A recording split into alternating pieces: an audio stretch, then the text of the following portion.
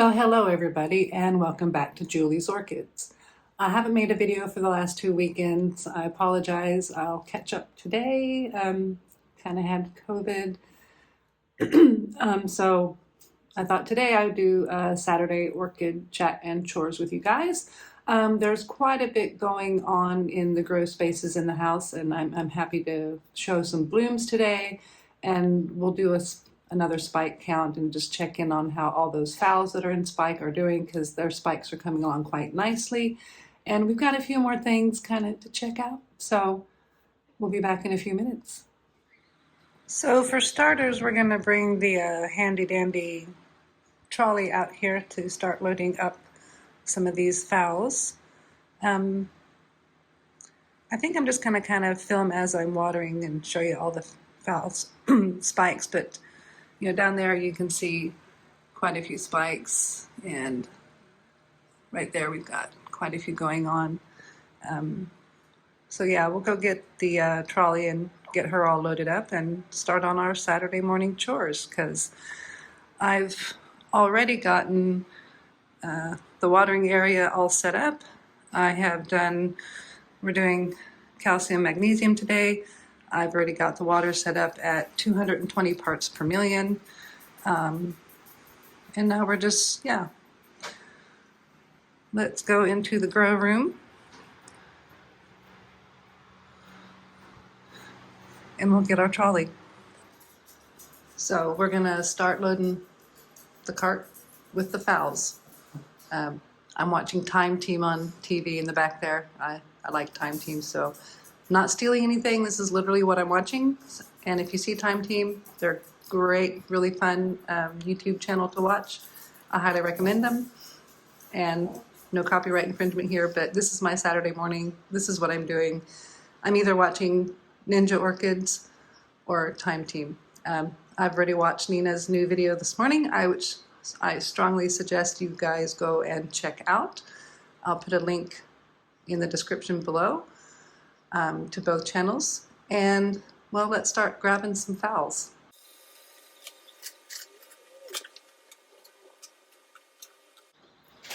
So I'm having to be careful with all of these spikes. We'll have a quick look. This one is branching. This one doesn't have anything. I'm hoping this spike will do something. This is its old spike. I've got a new spike here, here, and there.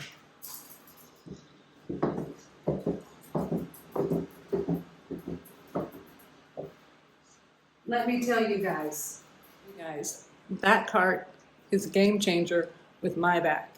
Now, some of the stretching and things that I'm doing are still quite painful with the fracture in my spine. But I saw the doctor the other day, and he says, you know, it's going along well. The physical therapy is helping.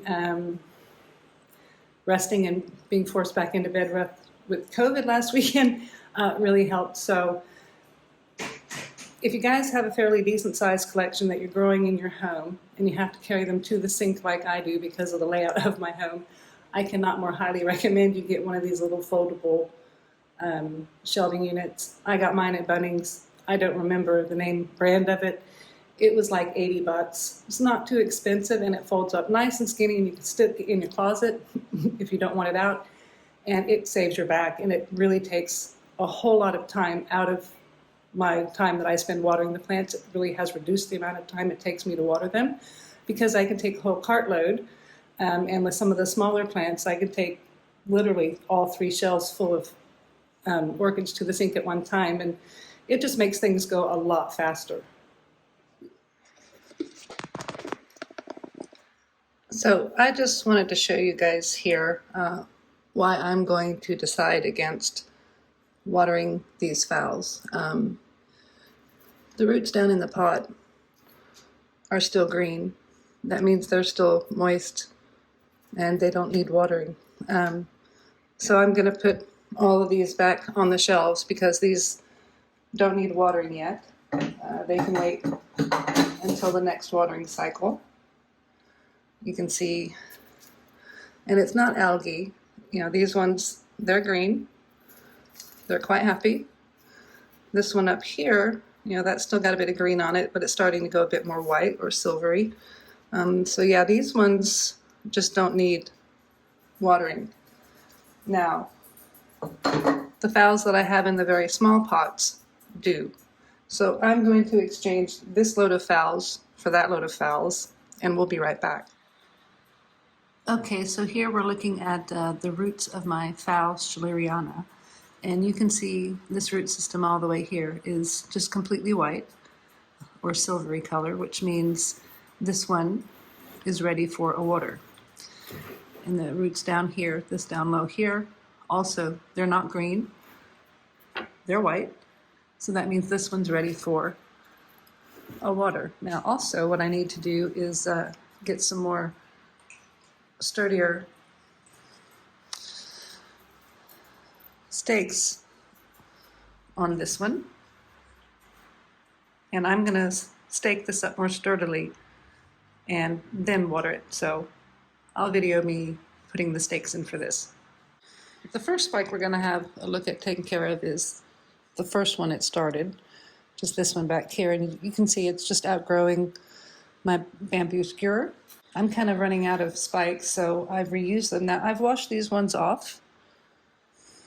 These are ones that I'm just reusing, and I'm wanting to get it to go a bit more up like that, so I want to put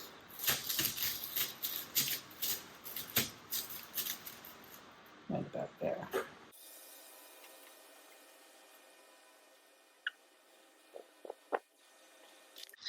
Now, as it grows a little taller, we can clip it.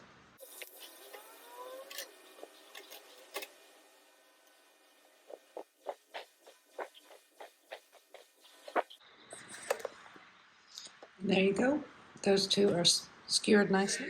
Okay, so I've got phal stratiana all spiked up. That's one spike. There's no ID, but think it is phal philippinensis with our second spike. Phal equestris would be offering our third. Right back here, Sogo Vivian is giving us number 4, and phal schilleriana has got the 2 that we just looked at. And we'll come over here and check on the other phals. This one doesn't have any spikes on it, but this one, right down there, is making a spike. So that's one. The evidence in the trenches and the radar suggests that the villa was probably remodeled over centuries. 3. And coins found on site might help us to 4. date these building phases. 5. And so we've been able to date this. And then the branching one up here, 6 over here. Dates between AD 330. So 6 plus 5. That's how many phals we've got in bloom. 11 phals in bloom. Not too shabby. Now let these soak for a little bit, and we'll start getting some more plants and bringing them in and having a look at some things. Well, we've got the smaller dendrobiums and the little cloecia, which should be in dormancy, but it was given to me just starting its growth when it should have been starting into dormancy. The cloecia is going along really well. We're not super far into winter yet, so I'm hopeful for that one. And got keiki growing off this plant, and I think 2 keikis. No flower spikes in this. Dendrobium Yaga finally dropped her flowers. And then we'll come over to the next group that's going to go in the water, and these are my Miltoniopsis or Miltoniopsis intergenerics. My first time ever spiking on this sort of genre is my Miltodinium. Hawaiian Sunset, and I'm excited. I'm excited for this one. We've got nice new growth coming here on Miltoniopsis Leo Hauflin Robust by Miltoniopsis Jersey times Anport Candy Floss, and this one is growing this new growth here. And that's Miltoniopsis Pink Puff Marion by Miltoniopsis Leo Hauflin Robust. And then just got some of the little flask babies that I got in Bali seem to be doing good. This was the strongest of the flask babies that I got from Bali. And this is Miltoniopsis messenger times maiden comb. And I think this one is doing really well. These little two are, they're coming along. They're all right. Oncidium, Twinkle, Fragrance Frenzy. Look at how big this is. And the second spike is getting going.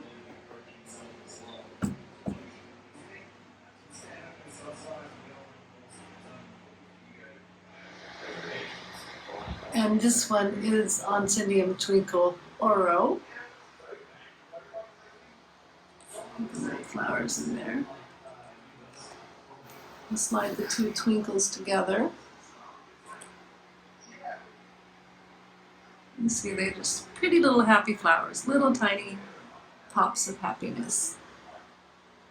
These ones don't have a super strong chocolatey smell, but they're just such happy little pops of flowers. There's our twinkles. Well, we've made it to watering the big Phragmipediums, and one that we've got in bloom here is Phragmipedium Schroederi Pop Butler. And just look at how beautiful those flowers are. This one here has been opened for a while. Got the lovely twists going on, and a nice slipper. And this one is just open in the last day or two. And again, getting the nice twisties going on and a beautiful slipper. This is the only Phragmipedium that I have in actual bloom right now. My seedling Phragmipedium Pink Panther is in bud, and let's go have a look at that. So here's the progress on the first flowering of Phragmipedium Pink Panther. And you can see the buds forming quite nicely in there. And I'm quite chuffed for that one. Down here we've got Dendrobium, I forget what this one's called.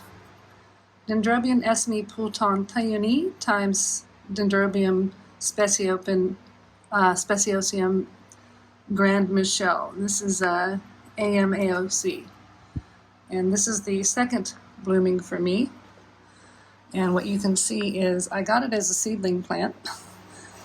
And it grew this, and then this massive thing. But this bloomed last season, and now it's either making another flower spike here or a keiki. I'm not sure. But we've got this coming up here, and this one had a nice fragrance, but it's not fragrant this time around. I got a little Bigibum compactum growing right down here, and you can see I've got some buds getting ready to open on this Nobly type. We'll head on over here to look at our state champion, which is still blooming. Here's Paphiopedilum spicerianum, and that won state championship. And it's still blooming. It put out every fan that it had matured, bloomed for me this year. Half Charlesworthii is nicely in bloom again. This is becoming quite a reliable bloomer. A little bit wrinkly up here, but that's okay. It still looks beautiful. Winston Churchill is still going strong. And Half Coral World Ocelot should be open before much longer. And our Path Idiate is still blooming off the same flower spike. So that's all of the flowers and spike that I have grown. We'll have a look here at Phragmipedium Sorcerer's Apprentice. Now, I bought this at some of the orchid shows. This is not my bloom. This came in spike. I repotted it while it was in spike, and the next two flowers it put out were very malformed. And this one, it's put down some new roots, opened up this one, and this one is nice. Got a beautiful form to its slipper and nice little twisties. But that's Sorcerer's Apprentice. And I think I'm going to end the day with another one of the huge, massive Phragmipediums that I bought at the local show. This is Phragmipedium Sunset Glow. And you can see it's a very huge, massive flower, and I absolutely love it. So that was our Saturday orchid chores and a chat. Thank you guys for watching. If you liked the video, please give me a thumbs up. A subscribe would be great. And everyone have an absolutely fabulous day.